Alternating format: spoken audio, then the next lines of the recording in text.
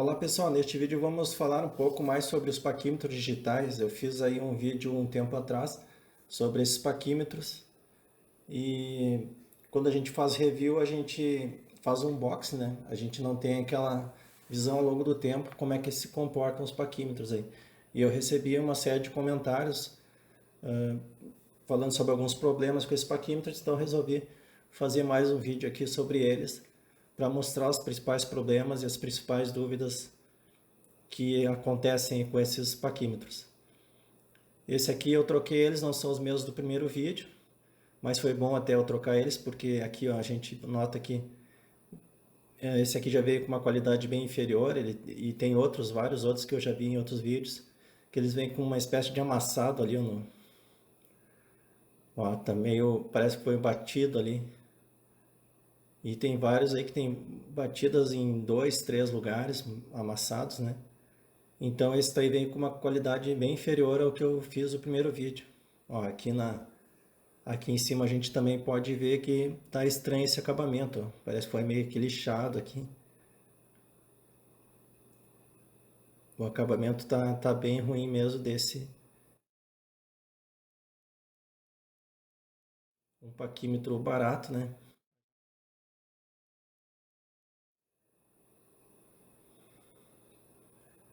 Eu vi vários desses com esse problema aí e é difícil da gente comprar só olhando fotos, né? A gente tem que perguntar para os vendedores. Ele tá um pouco torto também. Tem acontecido esse problema deles virem tortos. Esse aqui até arranha um pouco quando eu deslizo ele. Tá até um pouco marcada a régua ali.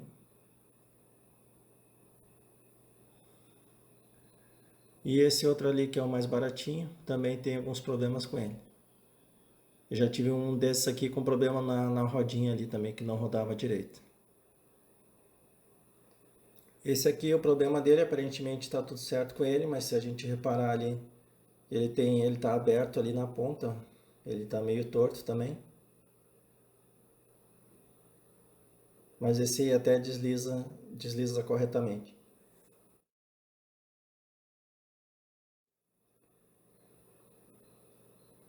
O, o principal problema dele, o principal problema dele é uma fresta que ele tem aqui, ó.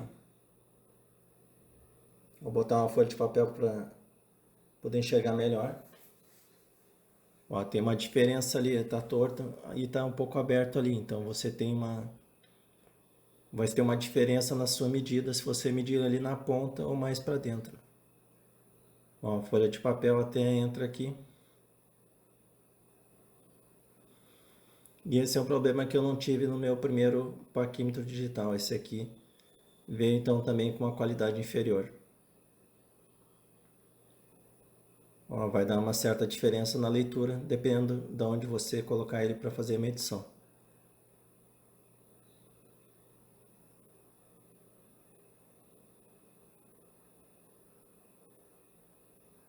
Outro problema que me relataram é que com ele solto na mesa, que ele ligava sozinho, esse problema não acontece aqui nos meus dois aqui. Bater ele na mesa ou sacudir ele não liga sozinho. Não está acontecendo isso aqui, mas se acontecer é complicado porque vai gastar a pilha mais rápido. Que ele tem esse sistema aqui de ligar quando ele desliza, então se ele tiver um pouco frouxo ele pode ligar com qualquer batida nele. Depois a gente vai desmontar para ver ele por dentro aí.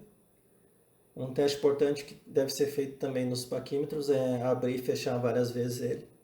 E ele deve parar sempre na mesma medida, ele está parando sempre em zero. Então, assim, é um teste importante que você deve fazer para ver se o paquímetro está funcionando corretamente.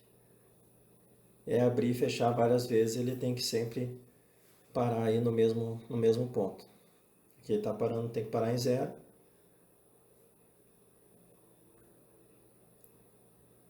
Tá? Isso para certificar que ele não está perdendo a referência.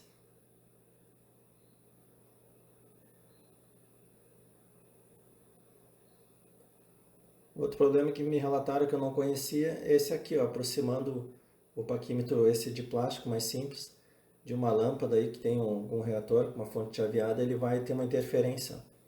Então ele se perdeu totalmente na medida dele, ó. também saiu da referência. E tirando ali da interferência, ele ficou fora também da medida que ele estava antes. Isso acontece nesse de plástico e não acontece no outro que é de metal, porque ele tem uma blindagem. Eu não me preocupo muito com isso porque não me afeta, né? Eu não costumo medir nada perto de lâmpadas ou reatores. Mas se você trabalha e se importa com isso, então é importante observar essa função. Aqui eu vou colocar esse aqui que é de metal, que ele é todo blindado, então, para o sinal, por ser de metal. E ele não sofre nenhuma interferência. Então, se você precisa que ele não sofra nenhuma interferência, se você mede próximo de fontes aí radiantes que possam causar interferências eletromagnéticas, então prefira esse de metal. Hein? Tem uns que são prata, mas não são de metal. Esse aqui ele é todo de metal.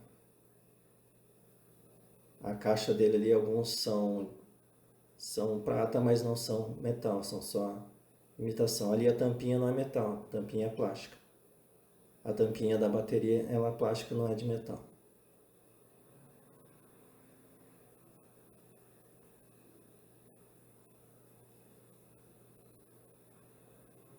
Outro problema que o pessoal reclamou bastante aí é com relação às pilhas, que parava de funcionar. Então essas pilhas têm dois problemas com elas. O primeiro é que as pilhas às vezes são falsas e elas param de funcionar do nada, não chegam a ficar fracas, simplesmente param de funcionar. E outra é uma oxidação que dá ali no contato da pilha. Esse meu aqui oxidou, eu fui ver ele não estava funcionando, eu tirei a pilha e eu vi que tinha uma coisa preta ali, daí eu tive que raspar, porque só o limpa-contato não resolveu.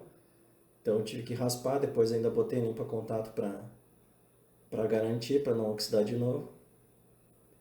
E aí ele voltou a funcionar, mas então tem essas duas observações que você tem que fazer com relação às pilhas. Tá? Apesar desses problemas, eu acho eles bem precisos.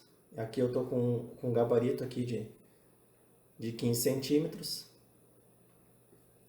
E eu vou colocar aqui para fazer a leitura, ele está lendo perfeitamente aí os 15 centímetros, né? 150 milímetros. Então isso a gente deve dizer deles também que eles são bem precisos, eles trabalham certo aí, quando está tudo ok com eles.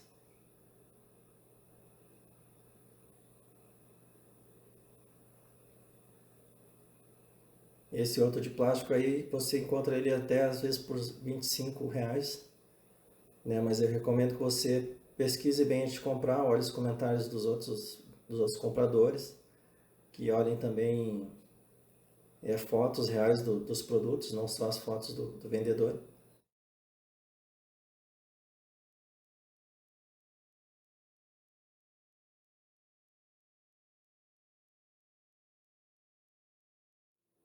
Apesar de que eu medi na parte de dentro ali, se eu medisse um pouco para baixo, daria errado. Aqui eu vou fazer um teste na medição da pilha, do consumo da pilha, para ver quanto que consome a pilha, para a gente ter uma noção da durabilidade da pilha.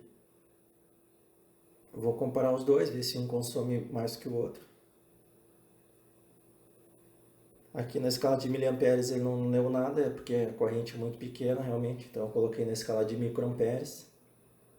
E ele usa uma corrente de 18 microamperes. Eu estou ali com uma fonte ajustável para substituir a pilha com 1,5 volts. E estou medindo a corrente. A corrente está dando ali 18 microamperes, é uma corrente bem pequena. Agora eu vou desligar ele para ver em repouso como é que fica a corrente. Aí ficou em 16,5. Eu achei muito próxima a corrente aí quando ele está em repouso de quando ele está ligado. Então eu acredito que quando tivesse desligado a corrente seria bem menor. Mas ela está quase igual à corrente de quando está ligado. Então é recomendável mesmo que você tire a pilha se você for guardar ele por muito tempo. Porque senão a pilha vai acabar gastando.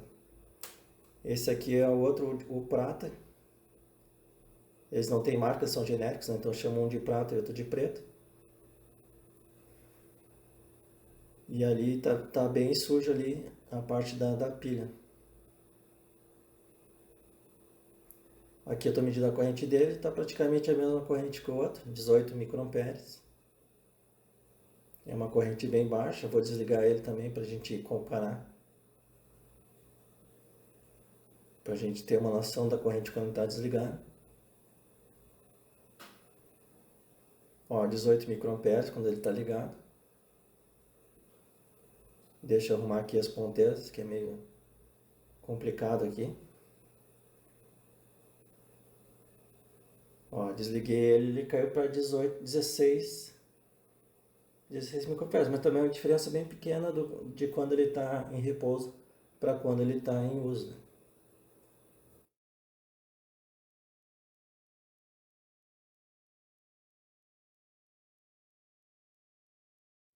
Eu vou desmontar esse preto aqui e vou tentar colocar um interruptor, uma chavezinha para desligar definitivamente a pilha, para não precisar estar tirando ela toda hora. Então, o único jeito de zerar esse consumo da pilha, para quem acha que está gastando muita pilha, é tirar a pilha ou botar um interruptor no seu paquímetro para poder desligar de fato a pilha.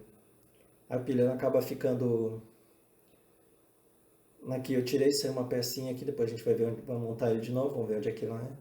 Aqui tem que tirar esse adesivo da parte de trás e tirar esse parafuso.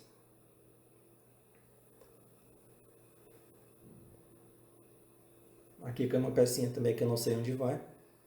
Desmontar é fácil, depois montar é mais complicado. Aqui tem que tirar os parafusos. O certo era ter aberto por aqui primeiro. Era mais fácil do que tirar aquela parte da régua antes. E aqui está a parte do encoder, essa parte que faz a leitura aqui. Circuito impresso ali, ó, que é o encoder linear que faz a leitura.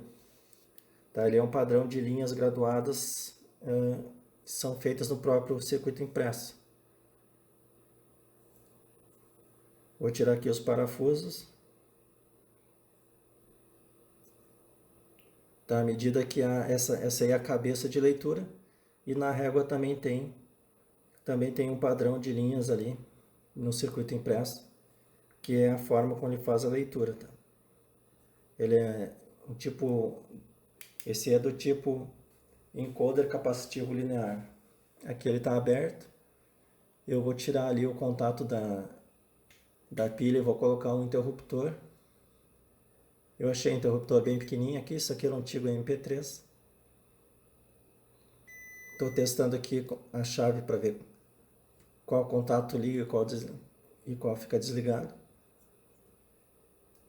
Essa não é uma adaptação muito útil para todo mundo, porque nem todo mundo vai conseguir uma chave dessas para fazer essa adaptação. Mas aí eu soldei ali, tirei o contato da pilha, botei uma isolação e soldei a chavezinha ali. Agora estou fechando ele de novo.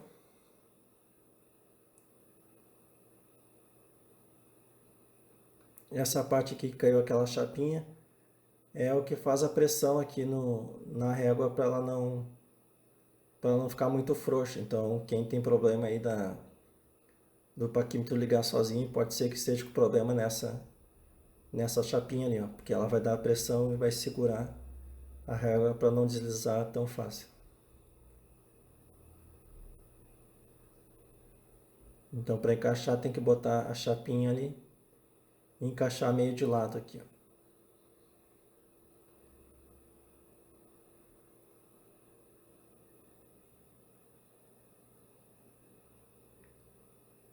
Aqui tem outra chapinha que eu não sabia onde era, eu acredito que vai ali, ó.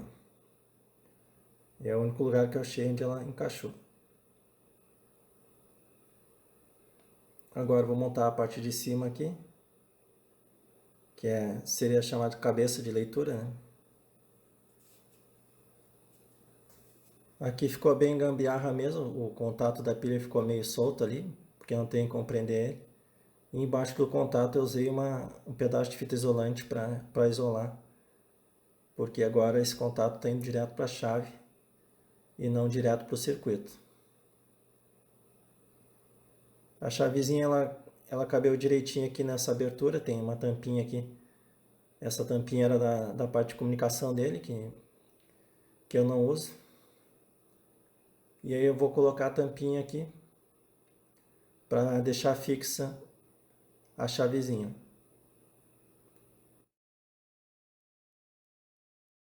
Depois vou colocar uma cola bonder na tampinha para deixar ela bem firme aí para trancar a chave. É uma gambiarra aí, mas está funcionando até. Aqui faltou essa pecinha da parte de trás. Sempre sobram umas peças aí nessas desmontagens.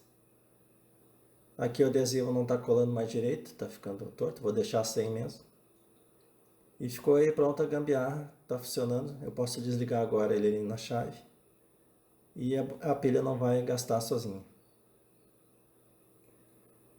Aqui ficou meio... A pilha ficou meio forçando ali, porque ficou um pouco mais alto, né? Mas é uma gambiarra que não sei se vale muito a pena perder um tempo fazendo uma gambiarra toda dessa aí. A não ser que você realmente precise, realmente, usar muito ele e manter mais tempo as pilhas. Aqui eu vou abrir ele aqui para mostrar a parte o padrão de linhas aqui do nosso encoder capacitivo. Ele tem esse padrão aqui de circuito impresso aqui, que junto com a cabeça lá vai fazer a leitura e vai dar a posição dele, que é como ele consegue indicar no display quantos milímetros ele está lendo aí. Outra dúvida muito comum é sobre resolução, então vamos fazer uns desenhos aqui para a gente entender a diferença de resolução para precisão. Esses dois aí têm resoluções diferentes. O primeiro, o mais baratinho, que é o preto ali, ele tem 0,1 milímetros.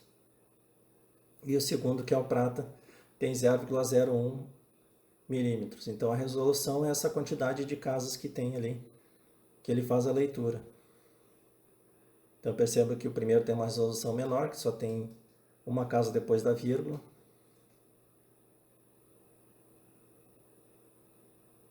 Ó, ele tem, só vai medir 0,1, 0,2, 0,3. Esse aqui tem duas casas depois da vírgula, então vai medir 0,01, 0,02, 0,03 e assim por diante. Então a resolução é essa quantidade de casas que ele nos mostra no display.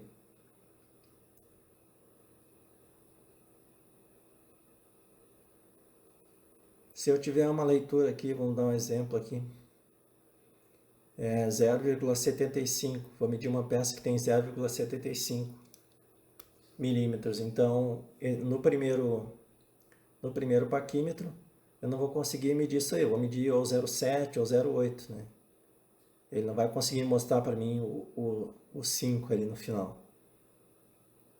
Agora, se eu pegar o paquímetro prata, que tem essa resolução de 0,01, aí sim eu consigo medir 0,75. Pode ficar um pouco abaixo, 0,74 ou 0,76 para cima, né? Dependendo da precisão dele. Aí vai entrar a precisão do paquímetro. Ó, a gente consegue então fazer aquela medida com esse paquímetro de maior resolução. A precisão, pessoal, está ligada aí com relação à faixa de erro do equipamento. Tá? Aqui o primeiro tem uma precisão de 0,02 milímetros, 0,2 milímetros do primeiro, mais menos, né? E mais menos 0,02 milímetros no paquímetro prata. Então observem que o de baixo tem uma precisão bem melhor. E a precisão não está sempre ligada aí com a resolução. Você pode ter equipamentos com resoluções diferentes com a mesma precisão, mas aí não vai fazer muito sentido lá o último dígito, se ele tivesse essa precisão ali. Se o paquímetro prata tivesse a precisão do preto, não faria muito sentido o último dígito ali. Normalmente, então, a precisão anda junto aí com a resolução dos equipamentos, a não ser que algum fabricante queira fazer uma sacanagem e enganar o cliente.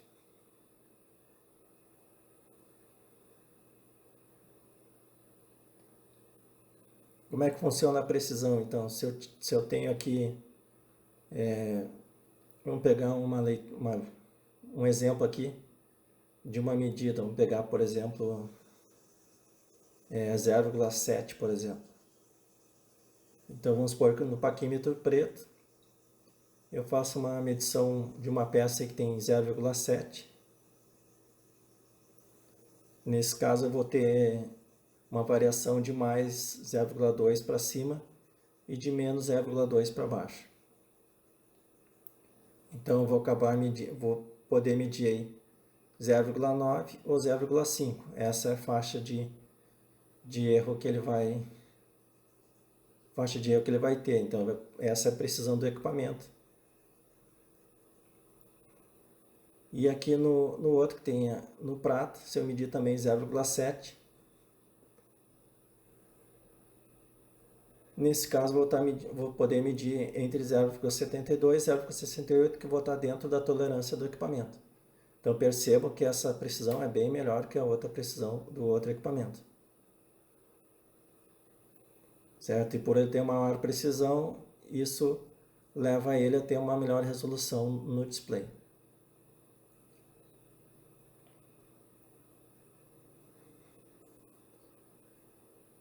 Vamos fazer um teste prático aqui, então. Vamos olhar esse gabarito aqui de 0,75. Vou medir com o preto primeiro. Vou medir mais para dentro aqui, que é onde ele está bem zerado. Ó, ele está medindo 0,7, ou seja, ele não consegue distinguir se é 0,75, se é 0,76. E ele deu ali 0,7. Agora a gente faz o mesmo teste aqui com o prata. Vamos zerar ele aqui, está zerado. E aí ele vai medir 0,77, 0,75. Ele tem um erro de 0,02, então se ele medir 0,77, ele está dentro da tolerância do paquímetro. Está medindo então 0,76. Então percebo que com uma maior precisão e uma maior resolução a gente consegue fazer medidas mais de pequenos valores.